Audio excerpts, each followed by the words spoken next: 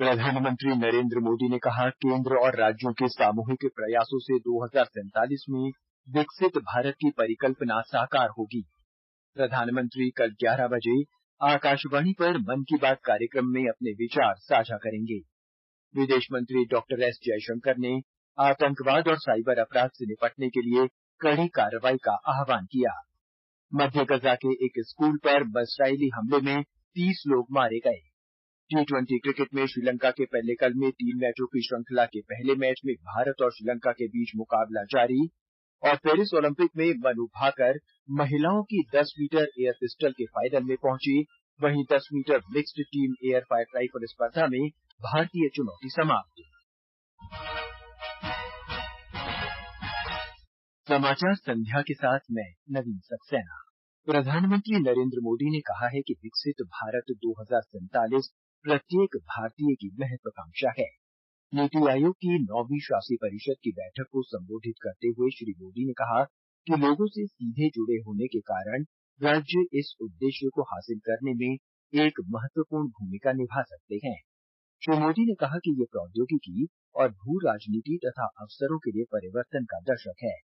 प्रधानमंत्री ने कहा कि भारत को इन अवसरों का लाभ उठाकर अंतर्राष्ट्रीय निवेश के लिए अनुकूल नीति बनाने की आवश्यकता है। उन्होंने कहा कि ये भारत को एक विकसित राष्ट्र बनाने की दिशा में प्रगति का माध्यम है। श्री मोदी ने कहा कि देश सही दिशा में आगे बढ़ रहा है।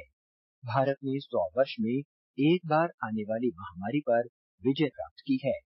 प्रधानमंत्री ने कहा कि विकसित भारत 2047 के सपनों को सभी राज्यों के सम्मिलित प्रयासों से पूरा किया जा सकता है। उन्होंने कहा कि विकसित राज्य विकसित भारत बनाएंगे। प्रधानमंत्री ने कहा कि भारत को 2047 तक विकसित बनाने के लिए कौशल, अनुसंधान, नवाचार और रोजगार आधारित जानकारी की आवश्यकता है। प्रधानमंत्री ने नीति आयोग द्वारा संचालित आकांक्षी जिला कार्यक्रम की सराहना की।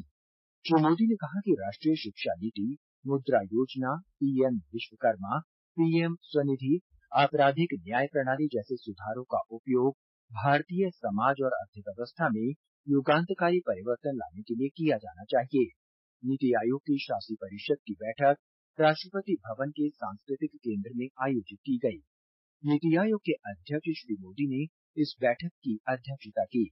बैठक में सभी राज्यों के मुख्यमंत्रियों और केंद्र शासित प्रदेशों के उपराज्यपाल पदेन सदस्य के रूप में केंद्रीय मंत्री और विशेष आमंत्रित सदस्य तथा नीति आयोग के उपाध्यक्ष सुमन बेरी तथा सदस्य शामिल थे। शाम को नीति आयोग के उपाध्यक्ष सुमन बेरी ने मीडिया को जानकारी देते हुए कहा कि प्रधानमंत्री नरेंद्र मोदी ने राज्यों को प्रत्यक्ष विदेशी निवेश के लिए प्रतिस्पर्धा करने पर बल दिया। इससे विशेष रूप से कम सफल राज्यों तक निवेश पहुंच सकेंगे।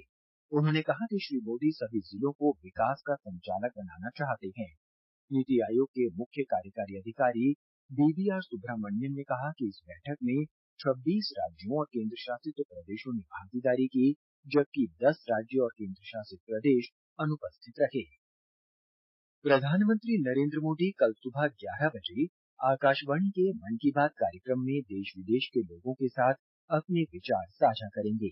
ये रेडियो इस मासिक कार्यक्रम की 112वीं कड़ी है। मन की बात कार्यक्रम आकाशवाणी और दूरदर्शन के सभी नेटवर्कों, AIR न्यूज वेबसाइट और news on AIR mobile app पर उपलब्ध रहेगा। आकाशवाणी के YouTube चैनल DD न्यूज, प्रधानमंत्री कार्यालय तथा सूचना और प्रसारण मंत्रालय में इसका सीधा प्रसारण किया जाएगा। प्रधानमंत्री के कार्यक्रम के तुरंत बाद सभी क्षेत्रीय भाषाओं में इसका प्रसारण होगा। केंद्रीय मंत्री डॉक्टर एल मुरुगन ने कहा है कि केंद्रीय बजट 2024-25 एक ऐतिहासिक बजट है। इस बजट का उद्देश्य 2047 तक विकसित भारत बनाने संबंधी प्रधानमंत्री नरेंद्र मोदी के लक्ष्य को हासिल करना है। विजयवाड़ा में आज 2024-25 के बजट पर मीडिया को संबोधित करते हुए डॉक्टर मुरुगन ने कहा कि पोलावरम परियोजना, औद्योगिक गलियारा और अन्य पहलों की वचनबद्धताओं को ध्यान में रखते हुए इस बजट में आंध्र प्रदेश को विशेष आवंटन किए गए हैं। ये समाचार आकाशवाणी से प्रसारित किए जा रहे हैं। ताज़ा समाचार जानने के लिए आप हमारे Twitter handle @AIR News Hindi को फॉलो कर सकते हैं। विदेश मंत्री डॉक्टर सुब्रह्मण्यम जयशंकर ने कहा है कि अंतर्राष्ट्रीय सहयोग ही वैश्विक कल्याण और वैश्विक समुदाय की सुरक्षा सुनिश्चित कर सकता है।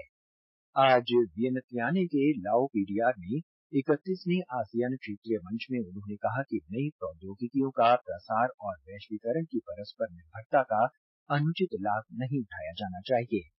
डॉक्टर जयशंकर ने कहा कि कोविड, संघर्ष और जलवायु परिवर्तन वर्तमान दुर्दशा को उजागर करते हैं। उन्होंने इस बात पर बल दिया कि केवल आर्थिक सहयोग, राजनीति, प्रौद्योगिकी और संपर्क के माध्यम से ही समाधान निकल सकते हैं। विदेश मंत्री ने कहा कि हमें आतंकवाद के सभी रूपों से मुकाबला करने, आतंकी ठिकानों तथा संयुक्त राष्ट्र द्वारा प्रतिबंधित आतंकवाद वित्त पोषण नेटवर्क को नष्ट करने और साइबर अपराध से निपटने में मजबूत होना चाहिए। डॉक्टर जयशंकर ने ये भी कहा कि भारत आसियान एकता, केंद्रीयता और हिंद प्रशांत पर आसियान के दृष्टिकोण का दृढ़ता से समर्थन करता है।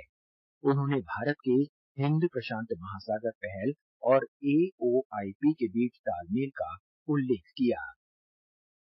मत्स्य पालन, पशुपालन और डेयरी राज्य मंत्री जॉर्ज कुरियन ने कहा कि देश के मत्स्य पालन अनुसंधान संस्थानों द्वारा समुद्री कछुओं को बचाने वाला एक विशेष जाल विकसित किया गया है तथा इसकी प्रभावशीलता शीघ्र ही प्रदर्शित की जाएगी।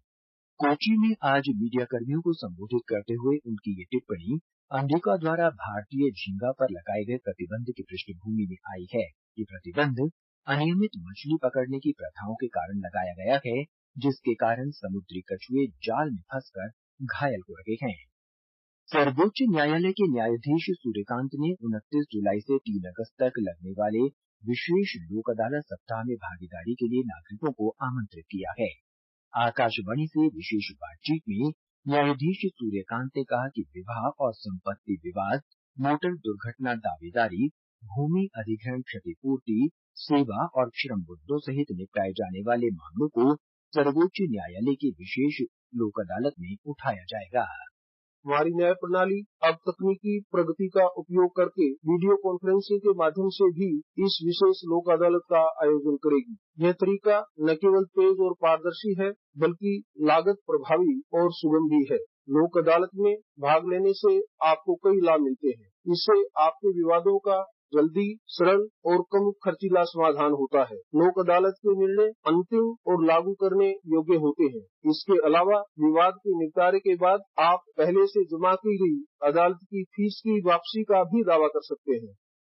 फिलिस्तीन के विस्थापित और घायल लोगों को आश्रय देने वाले एक स्कूल पर इजराइल के हमले के बाद मध्य गजा में 30 फिलिस्तीनी मारे गए और 100 से अधिक लोग घायल हो गए।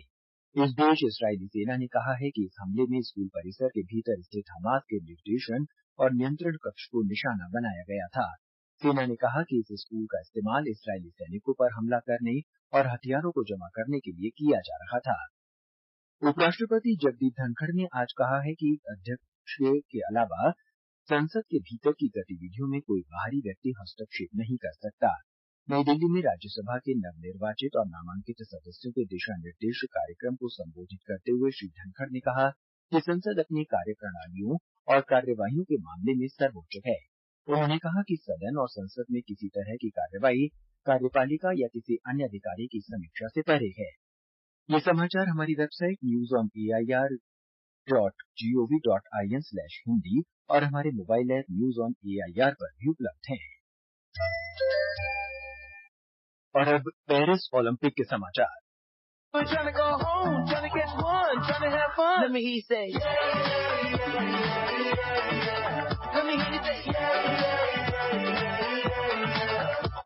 पेरिस ओलंपिक में बैडमिंटन में पुरुष सिंगल्स में भारत के लक्ष्य सेन गुयाना के केविन कॉर्डन को हराकर अगले दौर में पहुंच गए हैं, जबकि पुरुष डबल्स में सात्विक साईराज रंकीरेड्डी और चिराग शेट्टी की जोड़ी ने अपना पहला मुकाबला जीत लिया है।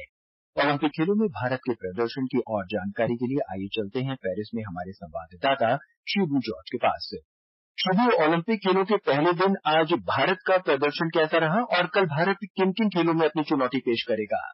नवीन, आज भारत के लिए दिन कुछ मिला जुला ही रहा। रोइंग में पुरुषों के सिंगल स्कल्स के पहले हीट में बलराज पवार चौथे स्थान पर रहे, लेकिन बलराज पवार के लिए एक और मौका है रपाशेस में। शूटिंग में भी आज भारत के लिए कुछ खास नहीं रहा। 10 meter air rifle mixed team मुकाबले में अर्जुन बबूता और रमिता की जोड़ी छठे स्थान पर रही और संदीप सिंह और इलेवेनिल की जोड़ी 12वें स्थान पर रही। इस तरह दोनों ही जोड़ी फाइनल के लिए क्वालिफाई नहीं कर पाई। पुरुषों के 10 मीटर एयर राइफल में भी सरबजोत सिंह और अर्जुन सिंह चीमा क्वालिफाई नहीं कर पाए। सरबजोत सिंह 9वें और अर्जुन सिंह चीमा 18वें स्थान पर रहे। निशानेबाजी से आज एक अच्छी खबर बस मनु बाकर की रही। महिलाओं के 10 मीटर एयर पिस्टल में मनु बाकर क्वालिफिकेशन राउंड में तीसरे स्थान पर रही और कल वे पदक मुकाबले में अपनी चुनौती पेश करेंगी। रिदम सांगवान क्वालिफाई नहीं कर पाई, वे 15वें स्थान पर रही। टेबल टेनिस में हरमीत देसाई ने अपना पहला मैच जीत लिया है। उन्होंने जॉर्डन के जैब अबू को सीधे सेटों में परास्त किया। बैडमिंटन में अश्विनी पोन्नप्पा और तनिषा क्रास्टो महिलाओं के युगल मुकाबले में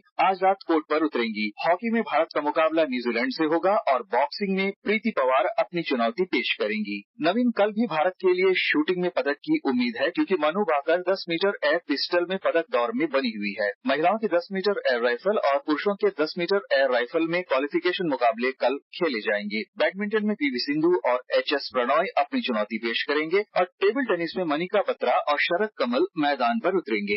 इसके अलावा बॉक्सिंग, तीरंदाजी, तैराकी और रोइंग में भी भारतीय खिलाड़ी अपनी जोर आजमाइश करेंगे। शिबू, जानकारी के लिए धन्यवाद। क्रिकेट में पेल्लिकल में भारत और श्रीलंका के बीच 3 टी20 क्रिकेट मैचों की श्रृंखला के पहले मैच में भारत ने श्रीलंका को जीत के लिए 214 रन का लक्ष्य दिया है। श्रीलंका ने टॉस जीतकर पहले गेंदबाजी करने का फैसला किया। अंत में मुख्य समाचार एक बार फिर। प्रधानमंत्री नरेंद्र मोदी ने कहा, केंद्र और राज्यों के सामूहिक प्रयासों से 2047 में विकसित भारत की परिकल्पना साकार होगी। प्रधानमंत्री कल 11 बजे आकाशवाणी पर मन की बात कार्यक्रम में अपने विचार साझा करेंगे। विदेश मंत्री डॉक्टर एस जयशंकर ने आतंकवाद और साइबर अपराध से निपटने के लिए कड़ी कार्रवाई का आह्वान किया।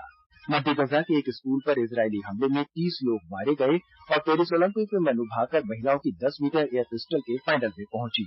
इसके साथ ही समाचार संध्या का ये अंक समाप्त हुआ। नमस्कार।